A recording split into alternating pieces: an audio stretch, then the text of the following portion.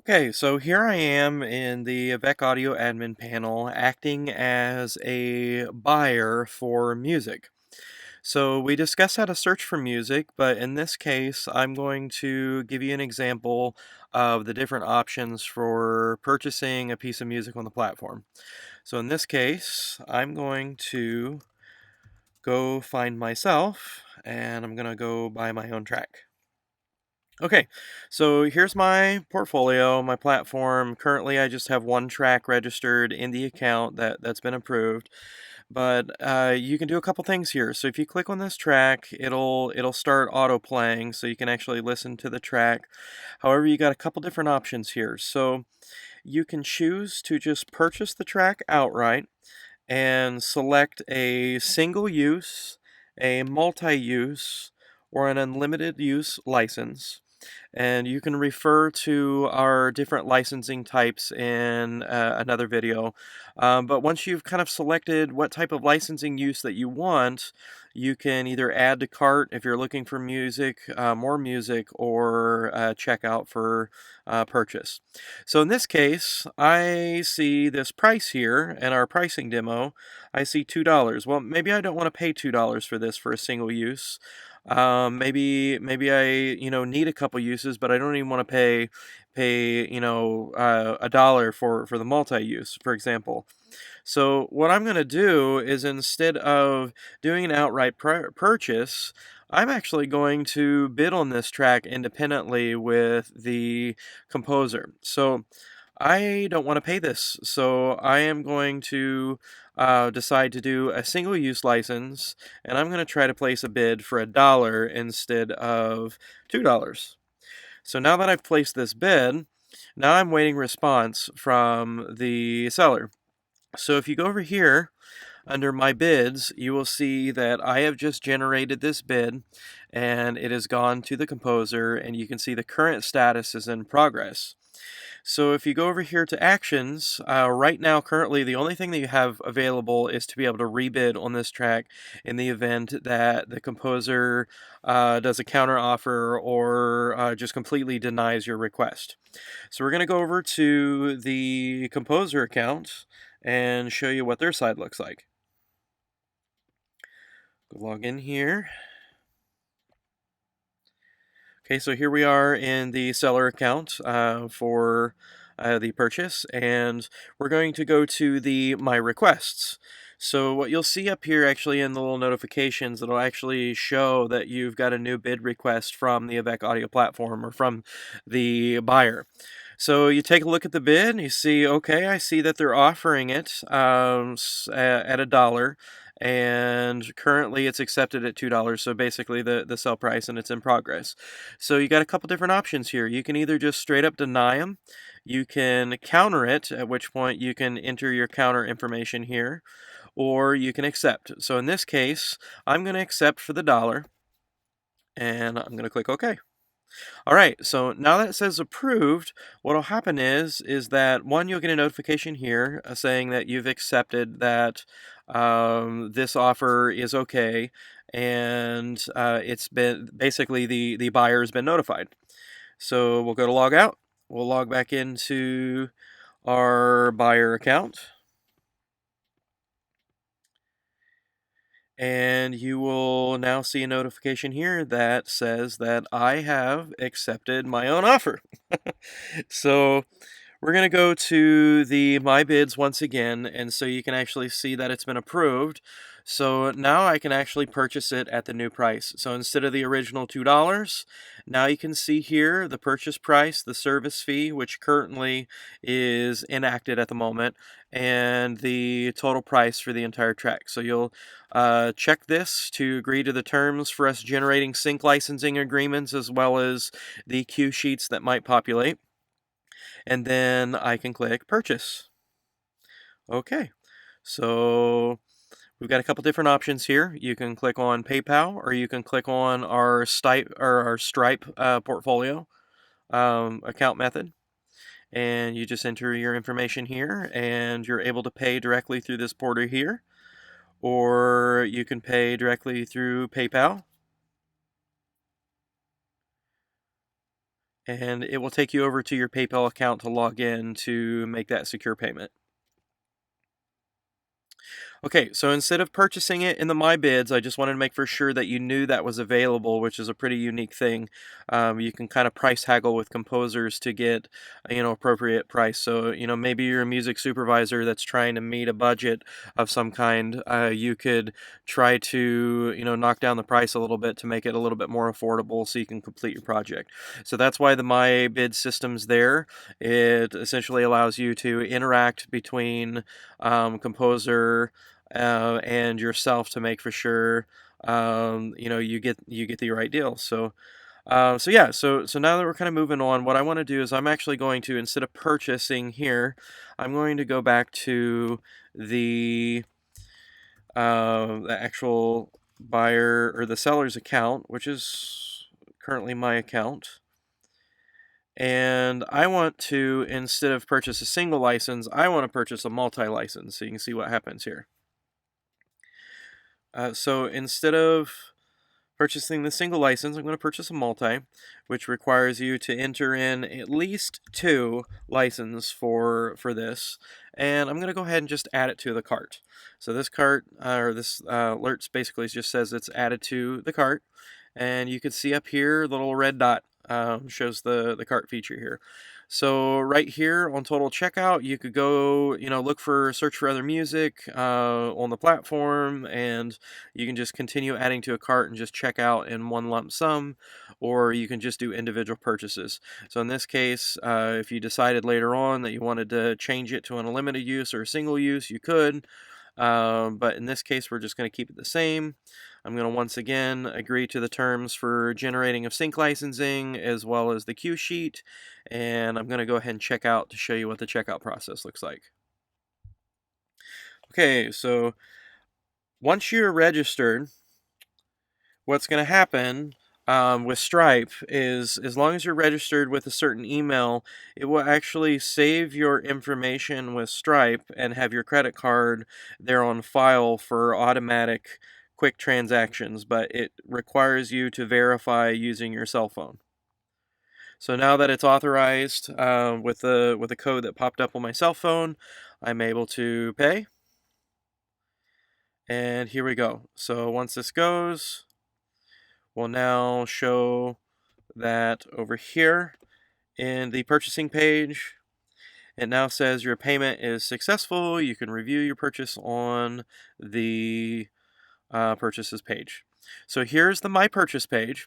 And so currently you can see that as the buyer, they cannot download this right away. They're unable to physically make this download. They have to first establish what they are using this piece of music for, so we know how to generate the sync license appropriately, and or the cue sheet. So in this case, we've got a couple different options here. So let's say you might be using it for apps and video games, podcast, or in this case, I want to do film and television because I want to license this piece of music for a television commercial. Okay, so you can start off by just kind of putting your information here. I'm just going to kind of throw in some quick information, but you'll want to provide accurate information. You're going to want to, explain, let's the network station that it's going to be on, the program title that this piece of music is going to be on. All of this information here, as much of it is that you can fill out, the better. So the music and SFX title, you're going to want to make for sure that that's in there so we can appropriately set up your sync licensing contract as well as your cue sheets. So maybe this is only going to be used for a 30-second clip and total duration. And let's say currently this is just a background instrumental, just the underscore. You want to make for sure that you set the air date. So let's say it's airing at the end of January here, and you want to select a category. So we've got all kinds of categories here, just kind of depending on what this is about. So game show, let's say it's a commercial for a game show or something like that, so we'll just put that in there. And then let's say it's for why not, let's say it's for PBS. So you've got an opportunity to fill out your network and the source. the program show duration. So we could say that's, let's say maybe the show duration is 45 minutes. And then total music duration, let's say you've got a minute of that being played in the show itself. So once you've filled out all this information, I know I haven't filled everything, but once you fill out all this information, you'll click submit. Oh, I guess I got to fill out the network station here. Yeah, I'm just going to put in some just faux stuff. So let's say it's for CNN, The Voice. Episode title for The Voice is Empire Strikes Back. How about episode number 3? And product number. So all this information is filled out. So you can just fill out what you need to fill out here. Network source, once again, we could probably just put, just for example, CNN, even though CNN and PBS don't even closely relate with each other, but you guys get the point. So once you hit submit, it will ask you to make for sure that you've provided accurate information, because you can only submit this one time, as it will generate the sync license and um, the uh, the cue sheet appropriately. So once you hit submit, it's going to, there we go. It's going to, now you can see the calculator here has kind of gone down to 1. So when I made that multi-use purchase, it basically allows me to use this a couple different times and establish what this piece of music is going to be used for a few different times. But now, since I've at least done it once, now I have access to download the music, which you'll see here. I'll take you over here to download, and then you have access to download the zip file of the music stems, MIDI, whatever additional content that was actually available with that track when you purchased it is all right there. So this stays in your archive. This won't go away, but there is a limited amount of uses here in regards to how many times that you can actually download those tracks. So you want to make for sure that you keep those somewhere safe, so you don't lose them when you do download them. So now that this whole thing's purchased and we've downloaded our tracks, we got to have a way to, obviously see your contracts to make for sure that you can, get your appropriate contract and get your cue sheet that was generated with this, just to have that on archive. So you'll see this over in the dashboard. And we'll be going over this information here in another video, just in general, about how to utilize the dashboard and what you're looking at. But what I want you guys to pay attention to is the My Sales archive and the My Purchase archive. So in this case, I just purchased a track. So I just physically purchased Tear and a multi-use license from myself at the price of $2.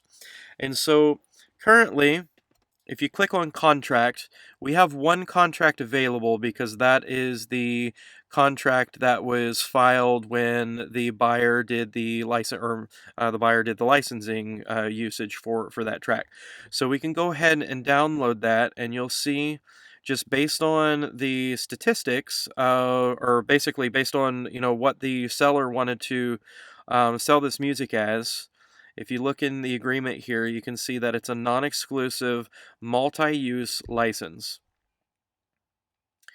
So when you click on this agreement, wait for it to load up here, you'll see a couple different things. First of all, this is it has a specific contract ID, so these contracts cannot be duplicated. They are specific to the individual purchase. So that's important to note, that if you're trying to replicate these contracts, they can't be replicated because of the contract ID. So you'll see a couple different things here. So you will see the information that populates here of the seller, and the information of the buyer. And a couple things to note, you can see that you have 2 licenses of this track currently under the title of Tear, and a bunch of legal mumbo jumbo saying that you're going to actually use this the way you're going to use it, and you're going to appropriately address the royalties in the event that this track needs to collect royalties. You'll see some of the information sets up here. You'll see tear. It was written by me. It was performed by samples, so sample libraries, and then courtesy of basically myself, which is the seller, and then it shows the copyright date of the track itself.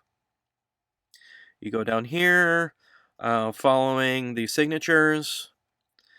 If you remember in the settings, I talked about the authorized agent signature.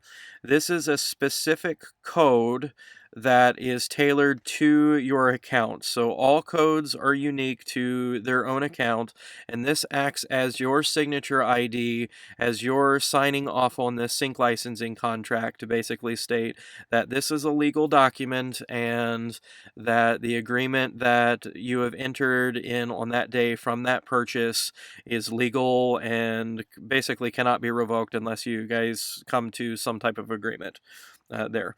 So that's what these contracts look like. So there's multiple different contracts. We'll get into that in a different document or into a different video. But there's depending on how the settings are set up in the account, there's up to 12 different legal contracts that could populate depending on how you're licensing your music. Okay, and so you can see right now this isn't in use, and that just has to do with the over here in the purchase, that license hasn't been used yet. So the same thing over here, now that we have established everything, now there's a cue sheet here as well. That can be downloaded. So you can actually see all the information that's populated on the cue sheet. These cue sheets are automatically sent to ASCAP and BMI. And or to be honest with you, any performance, we have it set up so any performance rights organization that is needing to have access to these documents, they do. But we have an automated system through a process called Rapid Queue that automatically digests this information into ASCAP and BMI system, so you guys can get your royalties paid quicker. So what you'll see is just basically the information that has been pulled from your account as the seller based on what you've stated you want with this music.